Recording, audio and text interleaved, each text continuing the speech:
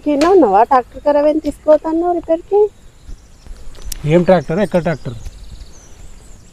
నేను నీకు చెప్పినా ట్రాక్టర్ ఖరాబ్ అయిందని? చెల్లితో నేను చెప్పినాను. వాళ్ళ ఇంటికి వస్తే లేడా అని అబద్ధం ఆడి ఎలగొట్టాడు పద్ధతేనా అది?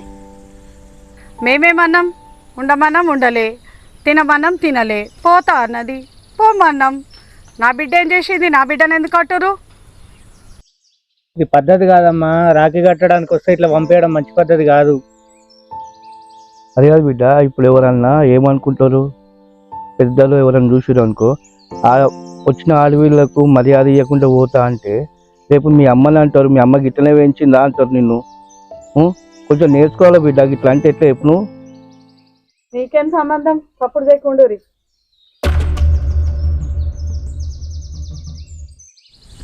ఒక ఆడపిల్ల ఇంటికి వస్తే ఎంత మంచిగా చూసుకోవాలరా?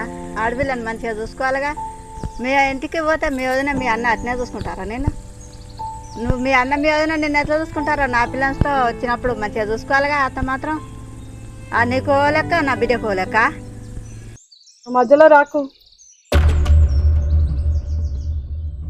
తప్పుడు చేయకుండా. అంతేనా? అంటే మీద ఒకటి మాది ఒకటా? ఇదంతా దీనివల్లనే. దీని 2 కొడితే చక్కగా అవుతుంది.